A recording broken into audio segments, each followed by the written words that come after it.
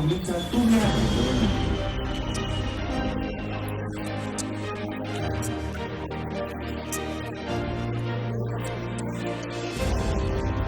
Pioneros en el mundo.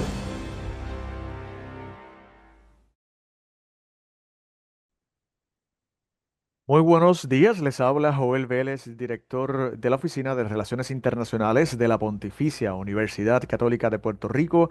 Les doy la bienvenida a este programa Pioneros en el Mundo, transmitiendo los miércoles a las 10 de la mañana aquí en Católica Radio, compartiendo experiencias de educación internacional de los miembros de nuestra universidad, así como de universidades y otras instituciones asociadas a la Católica, en formato de entrevistas, conferencias, conciertos, entre otras iniciativas.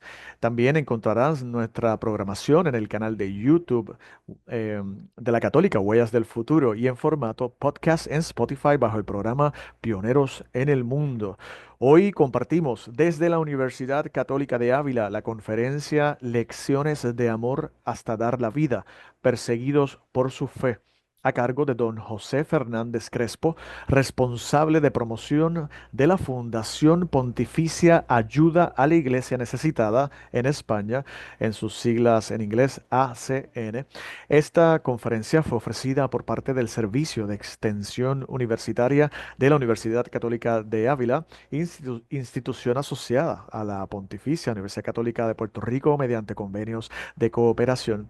Como indica la página web de la Fundación Pontificia Ayuda a la Iglesia Necesitada en España, esta organización está compuesta por una sede internacional ubicada en Alemania y 23 oficinas nacionales, entre ellas la española, respondiendo a su objetivo de servir a la Iglesia en su misión evangelizadora, prioritariamente en las regiones más desfavorecidas, discriminadas o perseguidas. En ACN España se informa sobre la situación de los cristianos y la libertad religiosa en el mundo, se promueve la oración por los cristianos más necesitados y perseguidos y se subvenciona, gracias a sus benefactores, más de 5.000 proyectos pastorales y de emergencia en 140 países del mundo. Sin más dilaciones, damos paso a la presentación Lecciones de Amor hasta dar la vida, perseguidos por su fe.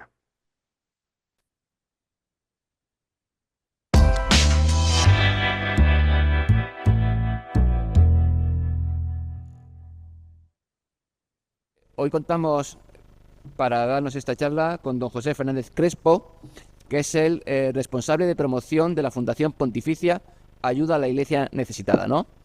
Y como responsable ha podido visitar en los últimos años numerosos países, ¿no? En lugares donde la Iglesia sufre, como puede ser Tierra Santa, Siria, Nigeria, Líbano o la India. Como veis, es una persona con una experiencia no ya teórica, sino que lo ha vivido, lo ha conocido, ha pisado esos países donde existe esa persecución a los cristianos, ¿no? También es delegado episcopal de laicos en la diócesis de Getafe y participa en el consejo de 3 asociaciones, como son ARCIP, una asociación de carácter educativo, Línea 10, que es una de ámbito social, y Miguel Mañara de Leca, que es una asociación de ámbito cultural. Es además padre de familia, tiene 3 hijas y es licenciado en Pedagogía por la Universidad Complutense de Madrid.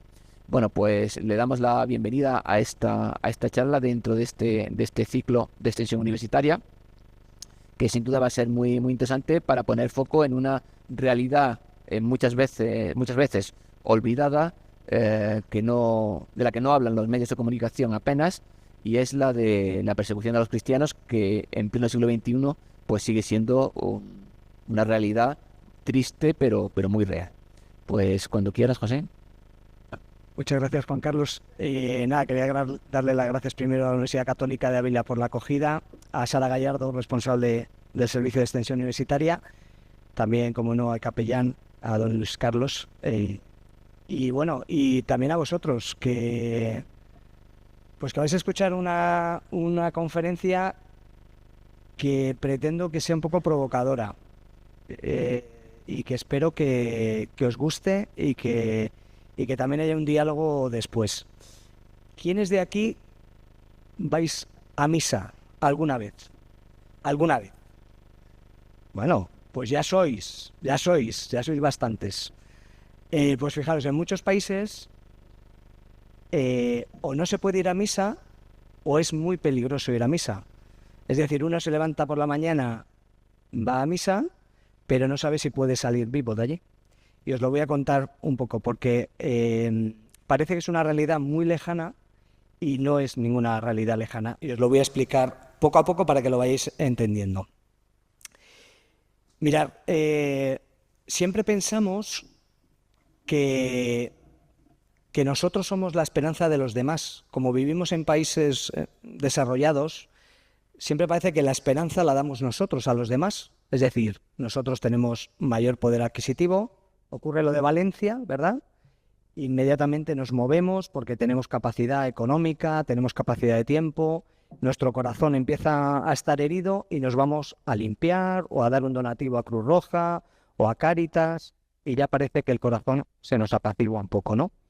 Pues fijaros, yo me he dado cuenta visitando los países que ha dicho antes Juan Carlos, que la esperanza no la damos nosotros al mundo, sino que muchas veces los pobres, los que están perseguidos, los que están discriminados, ellos son nuestra esperanza. Y os lo voy a contar porque verdaderamente ellos viven de una forma que a nosotros nos dan a veces lecciones de vida. Mirad, esta es Llanada. Llanada es de Nigeria. Vosotros sabéis dónde está Nigeria, ¿no? Es un país en África, viven más de 200 millones de habitantes. Ocurre una cosa que no ocurre en otros lugares, porque la mayor parte de los países en África son musulmanes. Los cristianos somos la minoría, podríamos decir. Pero en el caso de Nigeria, siendo un país tan grande, es un país donde la mitad son musulmanes y la mitad de la población es cristiana. Y dentro de los cristianos, los católicos, que somos nosotros, somos pues una minoría dentro de los cristianos, porque la mayoría son protestantes, son evangélicos, etc.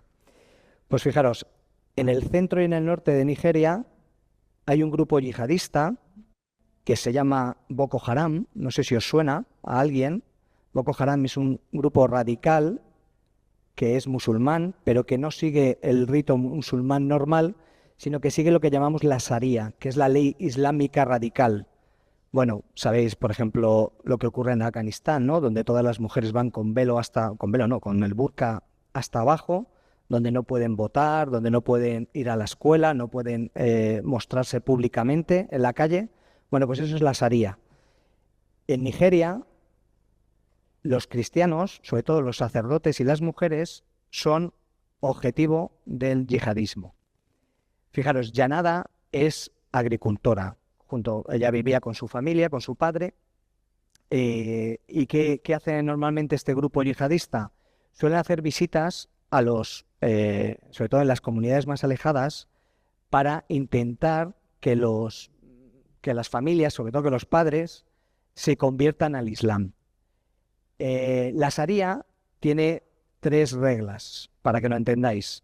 Cuando ellos vienen, preguntan, ¿tú qué eres? ¿Eres musulmán o eres cristiano? Entonces dice, no, yo soy cristiano. Pues tienes 3 opciones. O te conviertes al Islam, y no al Islam normal, sino al Islam que ellos indican, o pagas un impuesto. En el caso de suele pagar el padre de familia y suele pagar más por las chicas. Y si esas chicas son más pequeñas, se paga mucho más. Es decir, si tú tienes un bebé que es chica, que es mujer, vas a pagar mucho más impuesto que un chico. Y si no te conviertes, no pagas el impuesto, la tercera opción es la muerte a través del machete, ¿vale? Entonces, el padre de Llanada había recibido muchas visitas anteriormente, intentando que el padre se convirtiera al Islam. Y él siempre había pagado un impuesto para evitar tener que convertirse. Pero hubo una vez que no pudo pagar. ¿Y qué ocurrió? Que estando Llanada delante, presente, el padre dijo que no podía pagar este impuesto y entonces le pidieron al padre que pagara un impuesto, y ese impuesto era violar a su hija. Es decir, le preguntaron al padre que violara a Llanada y el padre se negó, dijo que él no podía violar a su hija. ¿Y qué hicieron? Le cortaron la cabeza a él, al padre, y se la entregaron a Llanada en sus manos. Esto es un ejemplo de lo que ocurre cuando un cristiano es perseguido, ¿no? Y de la violencia radical que existe, ¿no? Ella, después de un tiempo, acompañada por un sacerdote y acompañado por laicos, llegó a perdonar a esta gente, ¿no? Mirad, estamos en Siria. En Siria y en Irak, no sé si lo sabéis, ¿os suena el Estado Islámico? Estado Islámico, el Daesh, lo que se llama el Daesh. El Estado Islámico es lo mismo que habéis visto en Nigeria, pero en la zona de Oriente Próximo, Oriente Medio. Ahí está Irak, Siria, Líbano, Jordania, os suena, ¿no? Un poco por ubicaros. Bueno, pues entre el 2010 y el 2015, 2016, en Siria hubo una guerra interior donde luchaba el ejército regular, que era el de los sirios, con Bashar al-Assad, que era el presidente del gobierno, y un ejército extranjero. En esa guerra, los yihadistas se introdujeron dentro de uno de los dos ejércitos. Entonces aprovechaban los momentos de guerra para entrar en comunidades donde habitaban los cristianos. Mirad, esto es Malula. Es un sitio espectacular, precioso. Esto es en lo alto, que hay una gran basílica. La ciudad lo preside la Virgen. Y en Malula se habla un idioma que no sé si vosotros conocéis, que se llama el arameo. ¿Lo conocéis alguno? ¿Os suena de algo? ¿Arameo? ¿Os suena? ¿Alguien ha visto Chosen? ¿O ha visto...? Bueno, pues el arameo es la lengua de Cristo. Es la lengua en la que Jesús, junto a los 12, evangelizaba por las tierras de Oriente Medio. Entonces, esa es la lengua de los cristianos. ¿Por qué digo que es la lengua de los cristianos? Porque es la lengua con la que los cristianos conocemos a Jesús. Podríamos decir que Jesús estuvo con los 12 y esos 12 llegaron al mundo entero, ¿no? Yo soy converso, es decir, yo me he convertido ya mayor y me he convertido con mi mujer. Es decir, en la antigua época de Jesús, mi mujer me hablaría en arameo, porque es la lengua de la conversión. Esto lo conocen muy bien los yihadistas. Entonces, ¿qué hacen? Buscan lugares donde se hable el arameo, porque para ellos arrasaron todo Malula. Para ellos, arrasar una ciudad como Malula significa eliminar de la tierra la lengua en la que hablaba Jesús, con lo cual eliminar de la tierra podríamos decir que la conversión, porque la conversión en el cristianismo es a través de la palabra. Bueno, y este es Venceslao. Venceslao es un sacerdote en Burkina Faso, que ocurre lo mismo que en Nigeria. Él nos contaba que él, para moverse de un sitio a otro, tenía que ir en motocicleta. Y claro, no puede ir con el alzacuellos, tiene que ir vestido como vamos nosotros ahora mismo, como veis vosotros, cada uno de vosotros, en la motocicleta, ¿no? Para que nadie sepa en ningún momento quién es él, ¿no? Si es sacerdote o deja de ser sacerdote, porque se convierte en un blanco o en una diana. Bueno, fijaros, hemos hablado de lo que es la persecución. O sea, me he adelantado, os he puesto 3 ejemplos de lo que ocurre en 3 países diferentes del mundo donde se persigue a una religión. No solo se persigue a los cristianos, se persigue también a los musulmanes. Por ejemplo, en China, la religión más perseguida son los musulmanes, que están en el norte de China, y se convierte prácticamente en un genocidio constante, ¿no? Fijaros, nosotros hacemos un informe cada 2 años donde se mide o se evalúa la libertad religiosa que hay en el mundo, ¿no? Es decir, si se defiende o no se defiende la libertad religiosa que hay. Fijaros, dice la libertad religiosa, y esto es muy importante, permite que una persona pueda, en rojo, elegir una religión, mantener esa religión o cambiar esa religión. Es decir, que un cristiano, por ejemplo, pueda convertirse al Islam, o que una persona que sigue el Islam se convierta al cristianismo o incluso al catolicismo. Es decir, elegir, mantener o cambiar sin que suponga ningún tipo de consecuencia, un riesgo, una consecuencia, una discriminación. Y la libertad religiosa es un derecho que está recogido en el artículo 18 de la Declaración de Derechos Humanos de Naciones Unidas. Fijaros, y tiene una serie de aspectos individuales y comunitarios. Es decir, no es un derecho propio en cada uno de vosotros, sino que también se convierte en un derecho comunitario. Es decir, es un derecho, ¿por qué? Porque tú puedes elegir mantener o cambiar de forma privada, pero también de forma comunitaria. Por ejemplo, ¿sabéis lo que está ocurriendo, por ejemplo, en Nicaragua?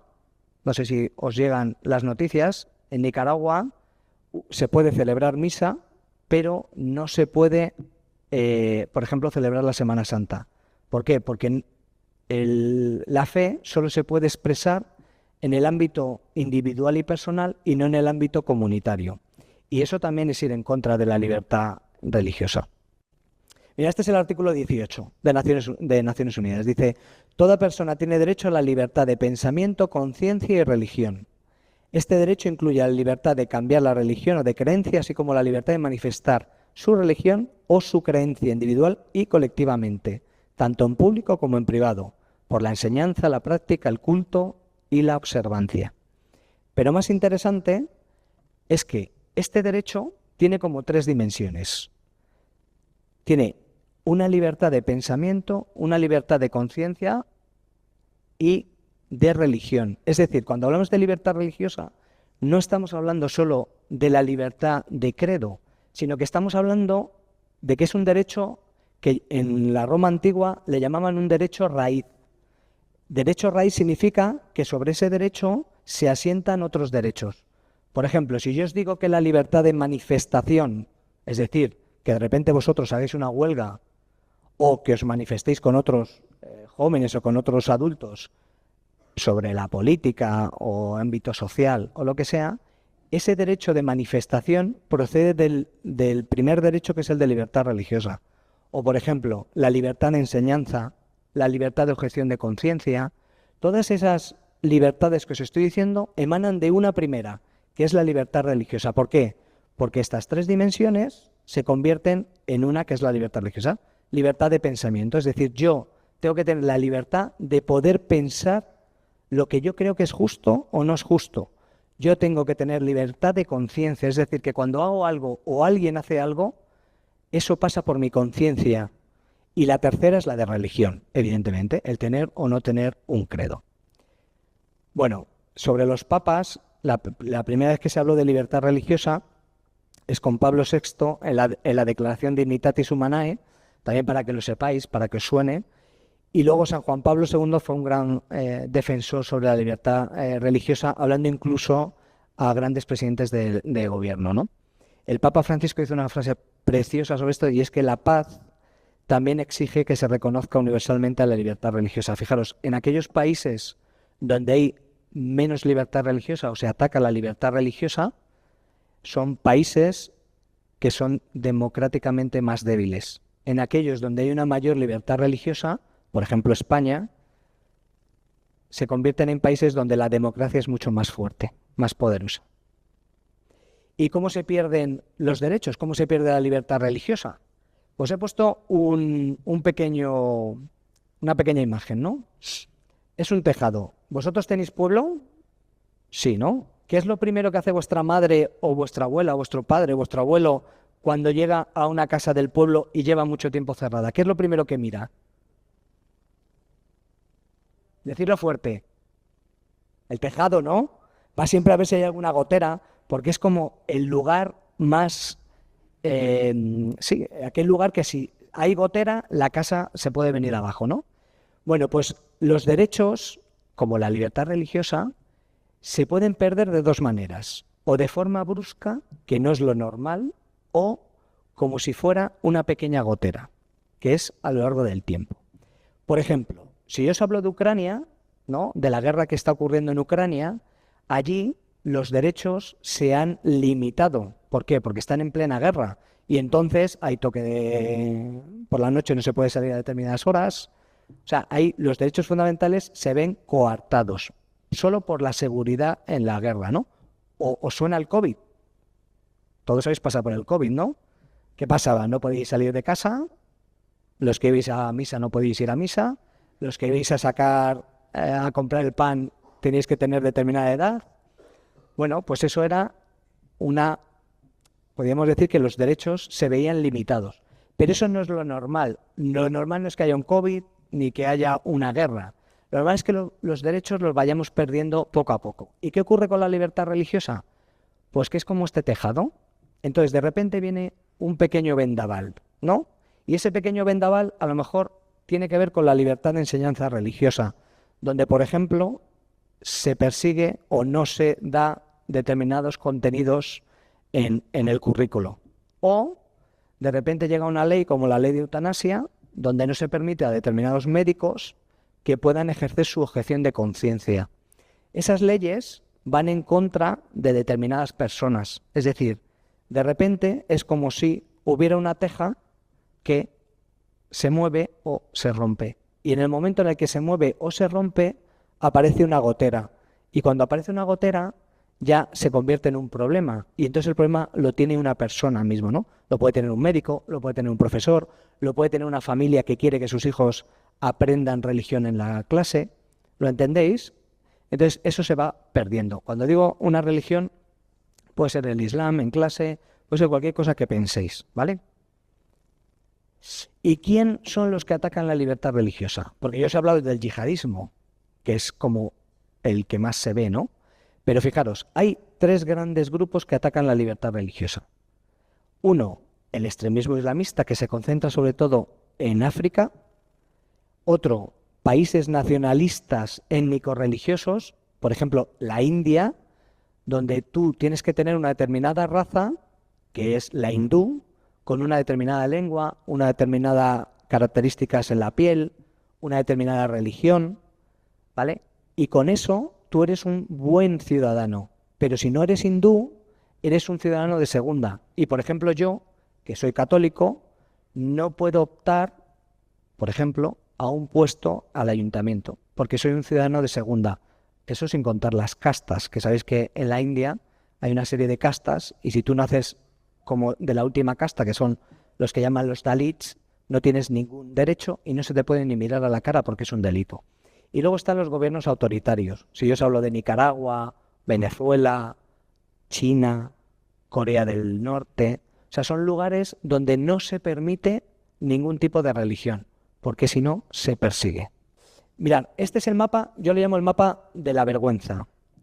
El mapa de la vergüenza, ¿por qué? Porque todos los países que veis sombreados son países donde se discrimina o se persigue a causa de la fe.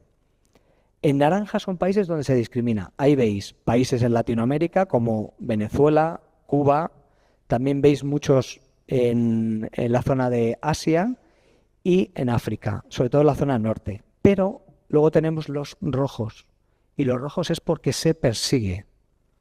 Y cuando digo se persigue, no quiere decir que esté en una ley o en otra ley, sino que incluso se llega a perseguir hasta la muerte. Por ejemplo, en Pakistán, durante mucho tiempo, no sé si suena el caso de Asia Bibi. Asia Bibi fue una mujer, en su momento era joven, que la señalaron como que había blasfemado contra el Islam. Ella dijo que ella no había hablado mal de Mahoma, pero debido a la ley de la blasfemia, ella fue encarcelada y hasta hace poco que pudo salir, ¿no? Es decir, se persigue porque tú tengas una determinada fe. Fijaros, estamos hablando de un montón de países. Y si os dais cuenta, por ejemplo, toda la zona septentrional de África está coloreada de rojo y la gran parte de Asia. Mirad, hay discriminación ¿cuándo? Hay discriminación cuando las leyes marginan a un determinado grupo. Hay una limitación al acceso laboral, por ejemplo, o para comprar propiedades. Mirad, por ejemplo, en Cuba, por ejemplo, los sacerdotes cubanos no pueden comprar vehículos. Entonces, ¿qué hacen? Pues se lo tienen que pedir a sacerdotes que son de fuera para que compren esos vehículos o esas motocicletas para poder ir a visitar a las comunidades. Lo mismo las monjas, ¿no? O también se discrimina cuando no puedes llevar símbolos religiosos, como un crucifijo o, por ejemplo, lo que os he contado del sacerdote de Burkina, ¿no? Y cuando hay persecución, cuando hay una campaña activa para exterminar un determinado grupo de personas, ¿no? Que tiene que ver con su religión, ¿no?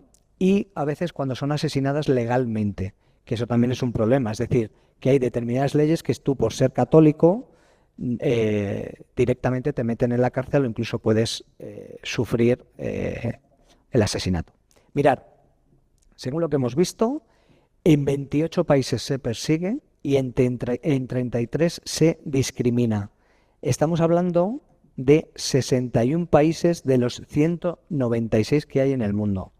No es que se persiga en todos ellos al católico o al musulmán, es que en ellos hay o bien discriminación o hay persecución. ¿Vosotros sabíais esto? ¿Os sonaba? ¿Lo habéis escuchado en algún sitio? No, ¿verdad? Yo tampoco lo había escuchado nunca, hasta que empecé a estudiar sobre esto o a visitar países, ¿no?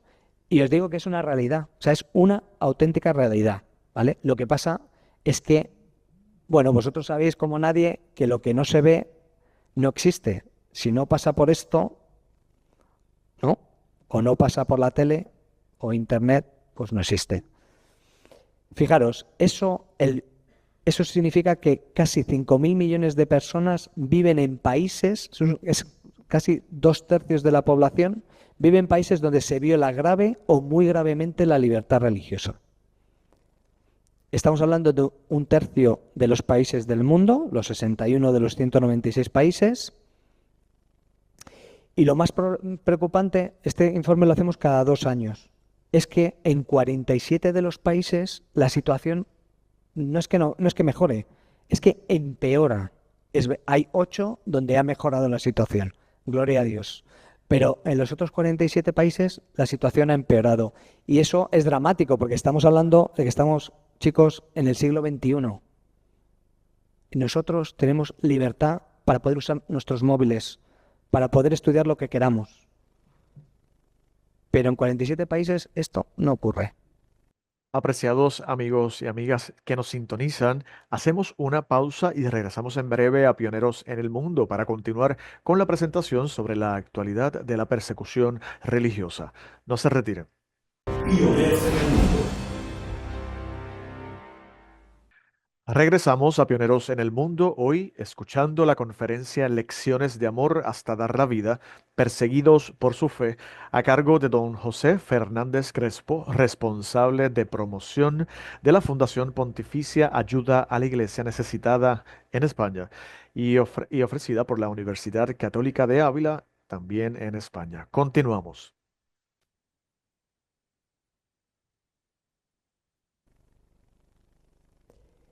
¿Cuál es la religión más perseguida? La de los cristianos. Y fijaros, yo he hecho una hipótesis con y es que, ¿por qué no se habla de esta persecución? Fijaros, yo os he hablado de dos tipos como de países, ¿no? Hemos hablado del yihadismo y luego de 2 tipos que atacan a la libertad religiosa, ¿no? Podríamos decir, países totalitarios, ¿no? Gobiernos totalitarios, y luego os he dicho países étnico-religiosos, nacionalistas étnico-religiosos como la India, ¿no? ¿Qué pasa en estos 2 tipos de países? Que se ejercita un poder sobre la población. Es decir, los gobiernos se convierten en que imponen el poder.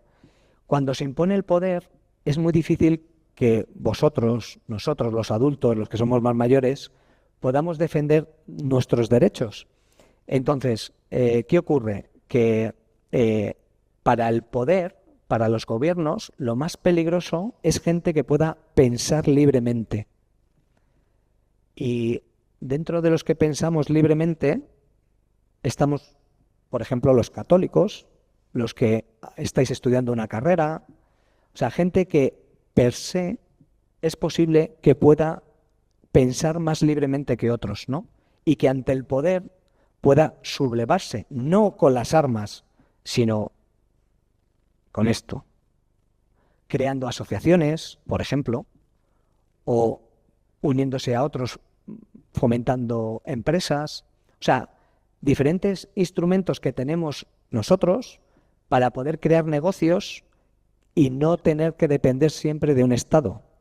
Y eso a los gobiernos autoritarios no les interesa, porque el poder siempre va en contra de los que son más libres, ¿no?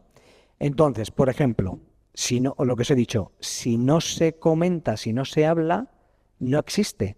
Pues fijaros, en 36 países, los atacantes que han atacado o han asesinado a cristianos o a musulmanes o a budistas o a hindúes, rara vez o nunca vez han sido procesados por la justicia. Claro, eso es un problema.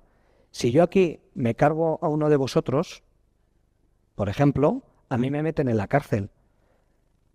Si visteis ha habido un tipo que ha atacado un monasterio, ¿no? Y se ha cargado a uno de los frailes que había, creo que era de Valencia. Claro, si este señor ataca por motivos religiosos y no se le mete en la cárcel, o al menos no se le juzga, claro, eso no existe. Y eso es un problema. Os quiero poner el ejemplo de la India, que es el de los nacionalistas étnico-religiosos. Fijaros, en 12 estados de la India se aprueba o se quieren aprobar leyes anticonversión con penas de hasta 10 años de cárcel. Claro, esto es un problema, ¿no? ¿Y qué es lo que está ocurriendo allí? Bueno, pues que a pesar de estas leyes hay conversiones. Entonces quiero poner un vídeo de los Dalits, que son estos, los innombrables, son los pobres de los pobres, son la última casta. O sea, está prohibido mirarles a la cara o darles una pequeña limosna. Yo cuando estuve en Calcuta acompañé a las hermanas que están allí de Santa Teresa y deberíais ver cómo les cambia la cara cuando las ven. Porque no es solo porque les puedan dar un trozo de pan. No es eso. Es porque les miran a los ojos, porque les dan una dignidad que nunca han tenido. Porque el hecho de que tú seas un Dalit significa que nadie te puede mirar a la cara, nadie te puede mirar a los ojos, nadie te puede dar nada. Eres el último de los últimos, nadie te quiere, no tienes dignidad. Y ellas son capaces de mirarlos a los ojos, y entonces se produce un cambio en el corazón, porque adquieres una dignidad que nunca antes te han dado. Vosotros pensadlo, cuando un amigo vuestro o una amiga vuestra os mira a los ojos y os cuenta un problema suyo, ¿no lo hacéis vuestro? ¿No lo hacéis más vuestro? Bueno, pues eso ocurre también en ellos. Os voy a poner un pequeño vídeo para que entendáis. Desde hace siglos los Dalits están considerados como marginados. Socialmente son muy pobres y están muy retrasados. No pueden sostenerse económicamente. Parece que la dignidad humana está reservada para los ricos. Cuando les decimos que Jesús ha venido a terminar con esa desigualdad, comienzan a seguirle. Si Dios se ha hecho hombre para salvarnos, para liberarnos, para traernos la luz, para traernos la vida, Dios mismo se ha hecho un ser humano que nació en condiciones de pobreza. Ellos son liberados cuando aceptan el cristianismo, porque el cristianismo les ha dado educación, comida, un estatus social para progresar en sus vidas, y a través de la educación pueden progresar en sus vidas. La llegada del cristianismo a la India ha sido una bendición de Dios para los Dalits, que son liberados y es reconocida su dignidad humana.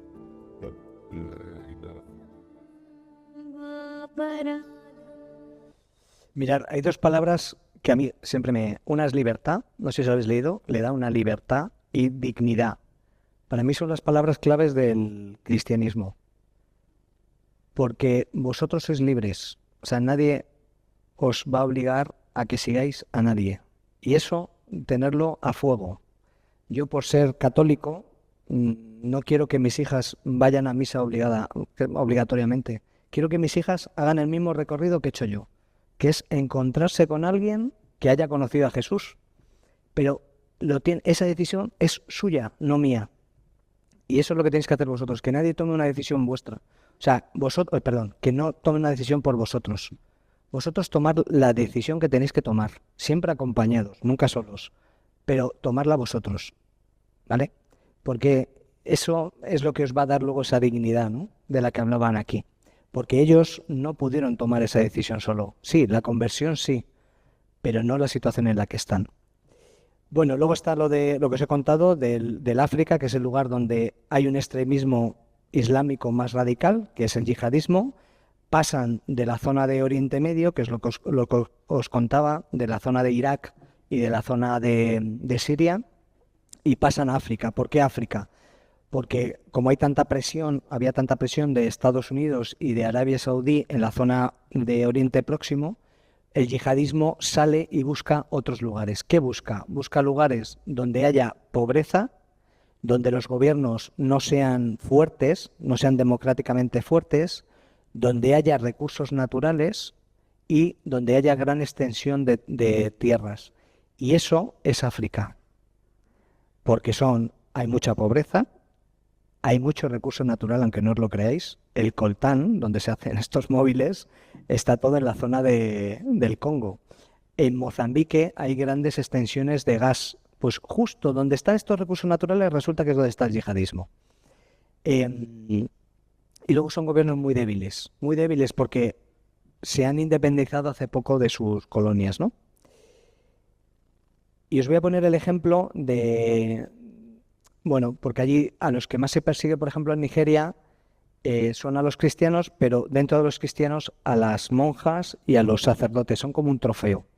Entonces os voy a poner el vídeo de un seminarista que fue secuestrado, y me parece muy bonito el recorrido que él hace, porque no es o sea, uno puede pensar, estos tíos, ¿no?, que me han secuestrado, que han matado a un seminarista como yo, o sea, pueden como tener rencor en su corazón, y es todo lo contrario. Era como cualquier otro día, excepto por el frío.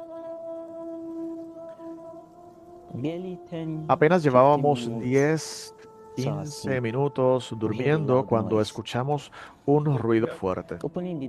Abriendo la puerta, lo que vimos fue un arma en su cabeza y nos dijeron que saliéramos. Yo pensé, wow, nos van a secuestrar. Mi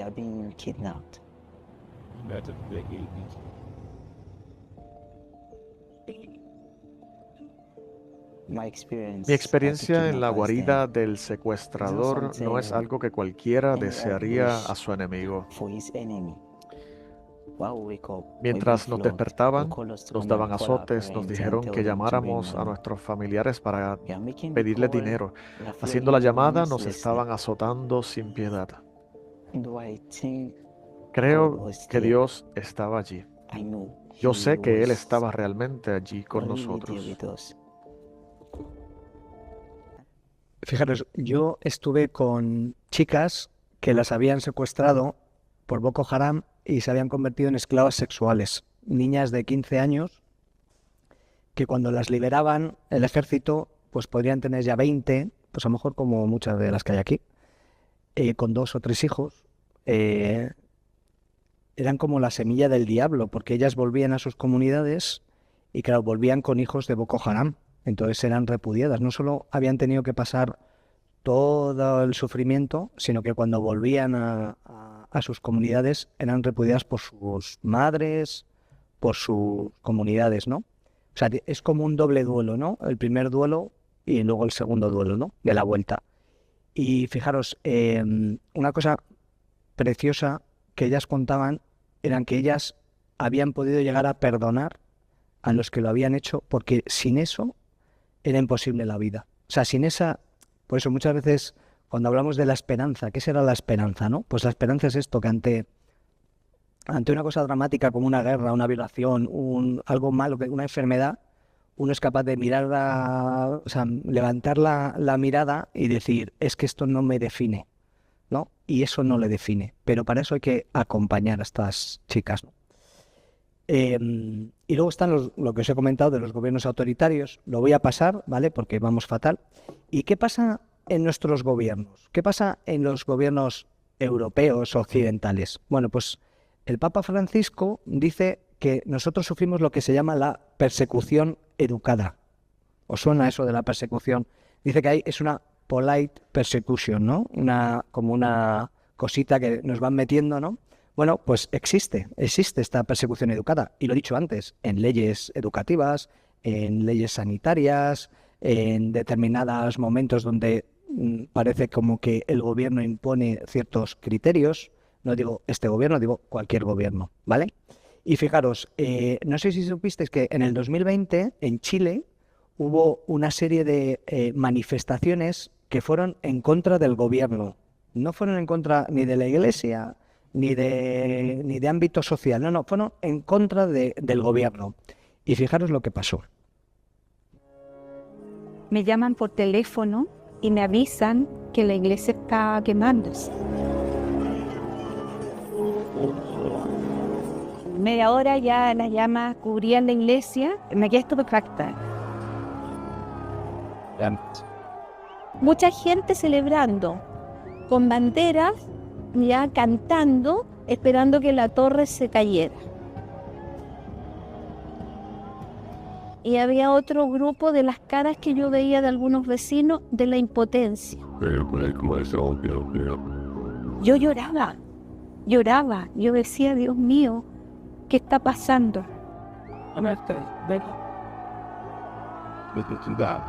Era una imagen fuerte y muy simbólica de alguna manera, porque caía la torre con la cruz donde estaba la Virgen y la gente celebrando esa caída.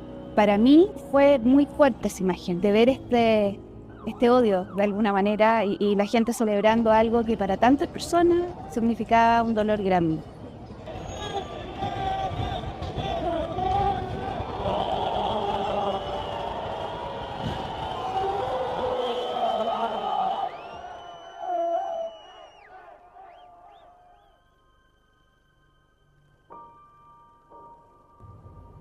Como que hubo una guerra y esta vez fue con mucha más violencia. Trataron de destrozar lo más que pudieron y ahora todo hecho ceniza, todo quemado, todas las vigas quemadas. Era hermoso, tenía sus dibujos, sus cosas, sus maderitas. Bendito sea Dios. Entonces duele mucho porque algo que para uno es parte importante de su identidad, de su ser, se ve destruido junto con este edificio.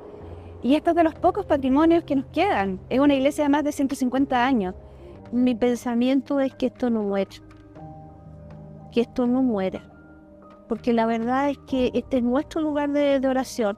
Nosotros sabemos que la iglesia somos nosotros, pero es nuestro lugar de oración, donde nosotros nos juntamos, donde nosotros compartimos nuestra fe, donde se celebra nuestra misa.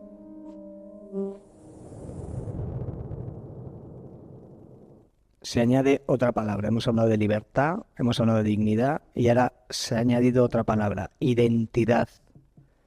O sea, vosotros sois únicos, irrepetibles. Sois únicos y tenéis un corazón único.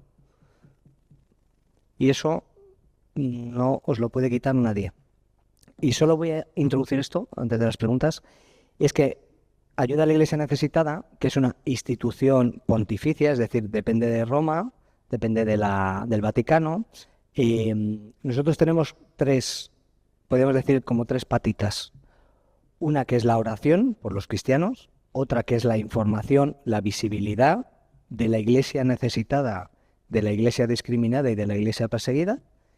Y la tercera es la caridad para potenciar proyectos, ¿no? Pues dentro de la segunda, de la visibilidad, de la sensibilización, esta semana, no sé si lo habéis podido escuchar en algún lado, pero estamos llevando a cabo lo que se llama la Red Week, que va en contraposición del Black Friday. Nosotros nos ponemos en contra de. Entonces, el miércoles, o sea, mañana, es el Red Wednesday, que va en contra del Black Friday. Entonces nosotros vamos a iluminar de rojo algunos edificios civiles y religiosos de toda España. Por ejemplo, ahora se ha iluminado el Ayuntamiento de Granada, la Diputación de Jaén, se ha iluminado también el Ayuntamiento de, Diputación de Córdoba, el Ayuntamiento de Jerez, de Jaén, Y luego un sitio muy interesante como es el Anfiteatro de Tarragona, que es el primer lugar donde hubo mártires en la península ibérica. Y también lugares como la Sagrada Familia, que lo estáis viendo, la Almudena en Madrid, también la Catedral de Valladolid, en Palencia el Cristo del Otero, bueno, diferentes lugares para sensibilizar sobre la situación de los cristianos en el mundo. Y 130 parroquias que también se han unido para también iluminar de rojo durante esta semana. Muy bien. La iniciativa Red Week de la Fundación Pontificia Ayuda a la Iglesia Necesitada, que mencionó el conferenciante, se realizó en el mes de noviembre pasado y tuvo una repercusión significativa en todo el mundo. Más de 1.000 monumentos en más de 20 países fueron iluminados de rojo, el color de los mártires cristianos. Es así, amigos y amigas, como llegamos al final del programa de hoy. Desde Puerto Rico, el agradecimiento a nuestros colegas y amigos de la Universidad Católica de Ávila por la transmisión de tan relevantes conferencias, las cuales pueden acceder a través de su canal de YouTube, UCAVILA. También pueden visitar su página web www.ucavila.es, así como a sus redes sociales. Recuerden que pueden escuchar este programa y los programas anteriores visitándonos en YouTube bajo nuestro canal Huellas del Futuro y la aplicación Spotify en Pioneros en el Mundo. Feliz miércoles, feliz semana para todos.